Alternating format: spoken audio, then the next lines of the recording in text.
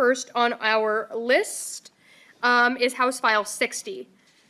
Is Representative Cardy here? Yes, great. Well, members, it's our intention to hear this bill and lay it over for future consideration.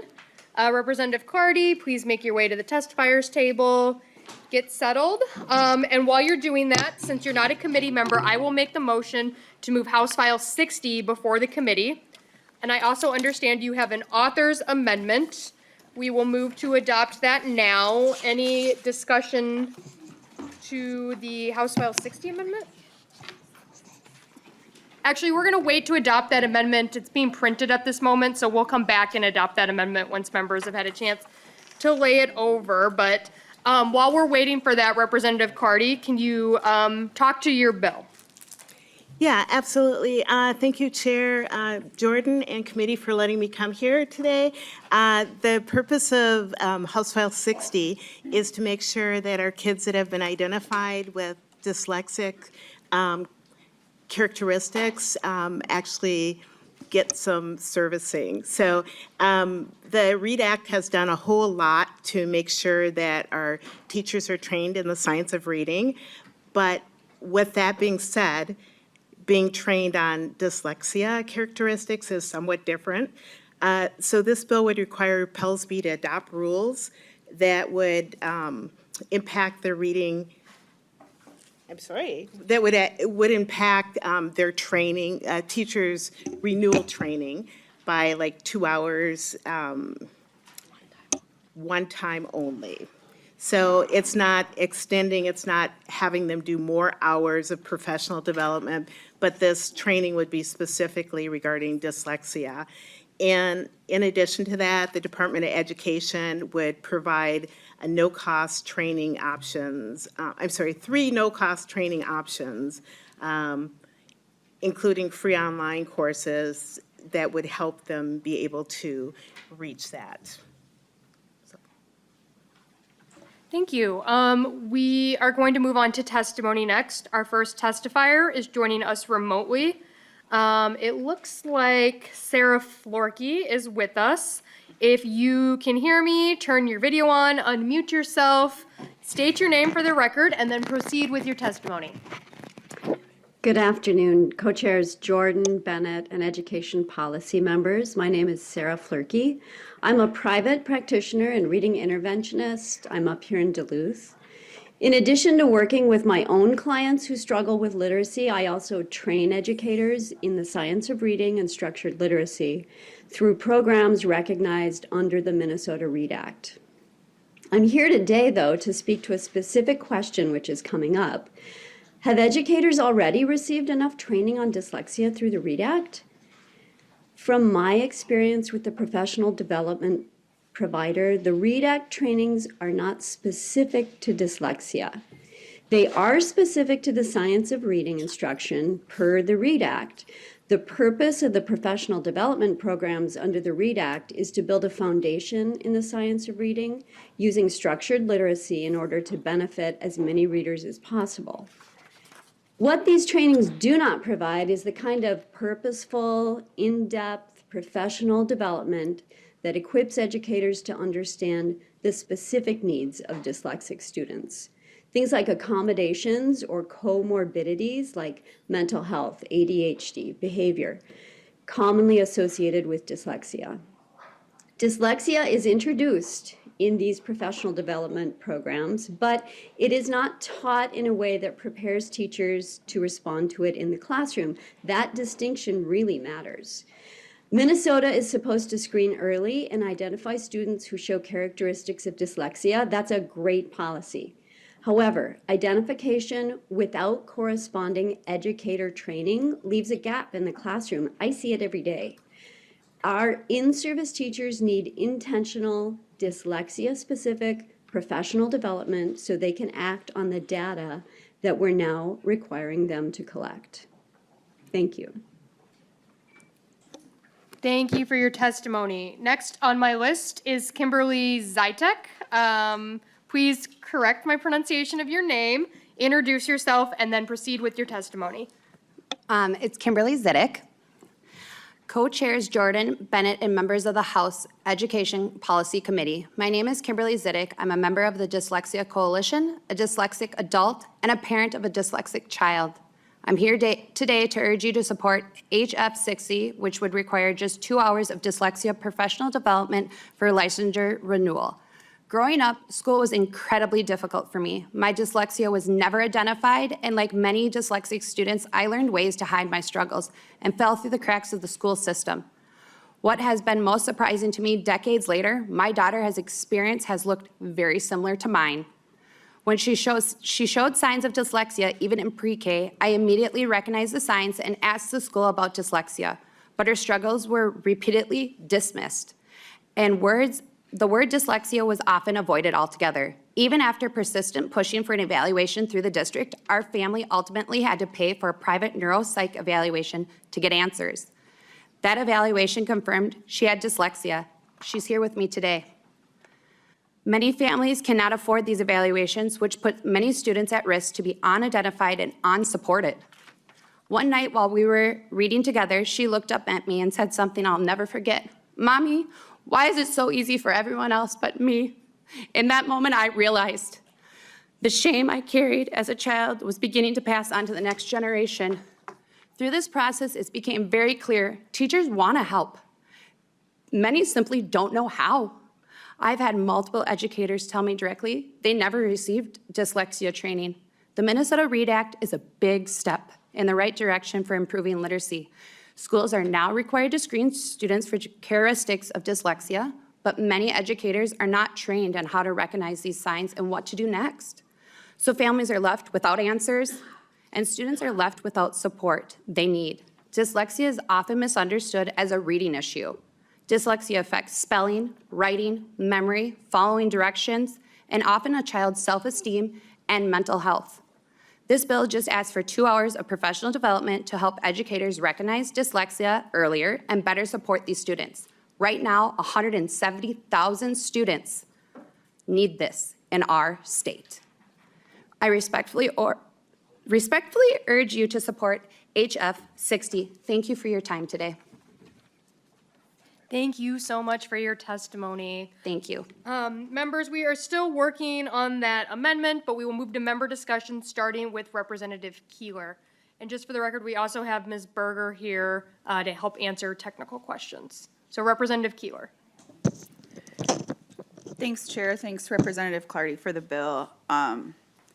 I'm dyslexic, and so I can relate to your story. And it was like until middle school, until somebody even realized that it was dyslexia, and that was like a long time ago, and we're still living in that space. So I want to start by saying I agree. I think our teachers need to do better. Not better, I think they just need to know more. So I have a couple questions because I really get worried about how much training we keep putting on teachers and just saying it's just 2 hours. It's not. It's just like we're stacking it on top of other trainings. And I just said this, I don't even remember, yesterday on your bill.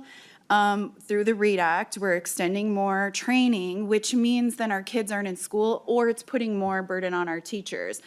And so I have a question about the 2 hours of training. Is it additional training to what teachers would already need to do for their relicensing, or is it just 2 hours as an option, so we're not actually asking more of teachers? That's my first question I'll just give. And then I guess the second question I ask is, we're putting a lot on our licensed teachers now.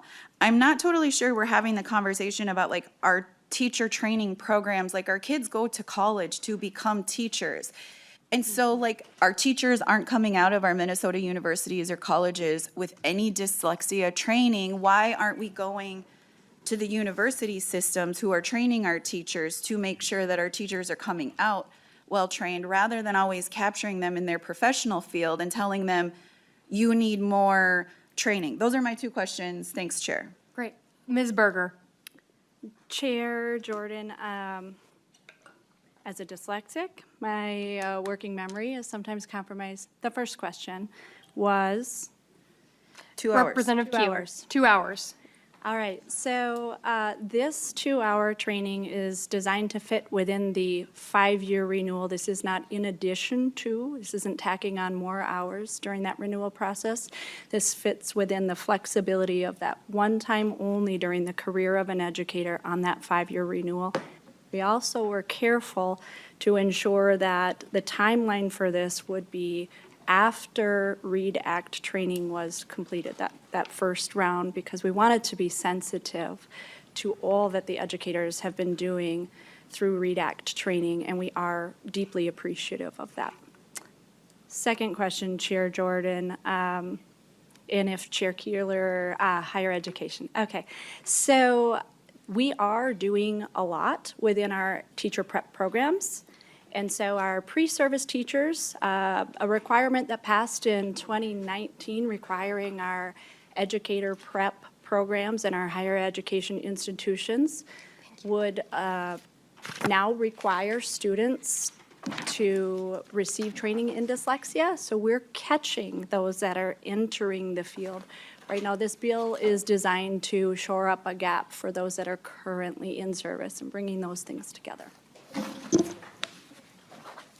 Representative Keeler. Thanks, Chair. That was really helpful. Thank you. And thank you for being mindful in the way that you approach that. I think sometimes we just like to add more training onto our teachers, and so I appreciate the clarification for that. Thank you, Chair. Representative Mueller. Thank you, Chair Jordan, and thank you for your story, and thank you for your story, and Rachel Berger, thank you for your story. And your daughter over there, I was watching her as you were speaking. Keep going. As a teacher myself, thank you for being brave enough to keep going. I appreciate that. And thank you for being here with your mom.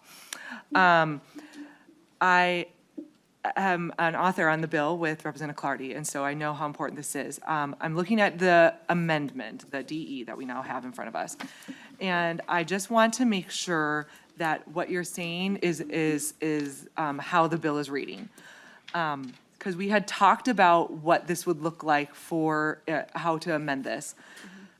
Currently, you're saying this is only one time that they have to go through this training, but yet the bill reads differently. It just says anytime sections to include the renewal requirements of 2 hours of professional development. I'm trying to find where it just says this is only one time. This is on line 3.8 to 3.10. So I don't understand if this is actually, you're just doing this once.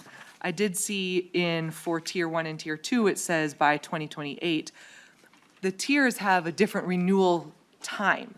So each year, Tier 1 has to be renewed. Tier 2 has to be renewed every 2 years. And Tier 4 has to be renewed every 5 years. And so I'm sorry.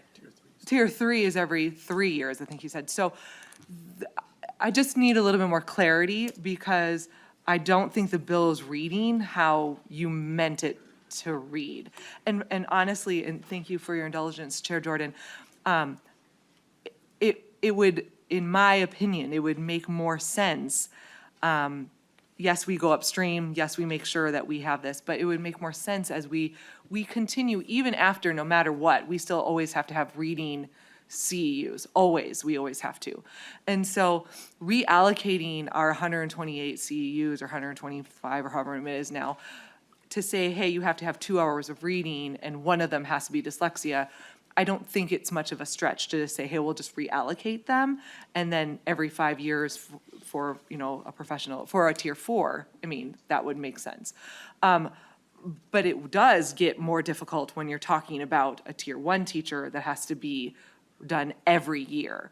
So that's a long question of saying, I don't understand if this is reading it the way that you are saying that it does. Thank you, Chair Dorrit. Representative Cardy, Ms. Berger. Thank you. Great points, Representative Mueller. The intention was like you described it, so the language needs to be tightened up there. And it's being laid over, so we can continue to work on it. Representative Keeler, did you have a question? It's okay if you don't. Okay. Representative Bennett. Thank you. And Representative Clardy, good bill. By the way, I'm signing onto your bill. I think it's excellent. I know reading is the most critical subject for our schools, for students, for all of us, because you have to be able to read to do everything else, whether it's math, science, history, any of those things. So zeroing in on dyslexia is a critical component as well. I appreciate everybody who's been working on this.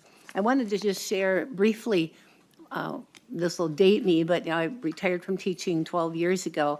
Well, when I went through college, way back, I graduated in 1980 with my elementary ed and preschool, and then I went to a year of graduate school for special ed.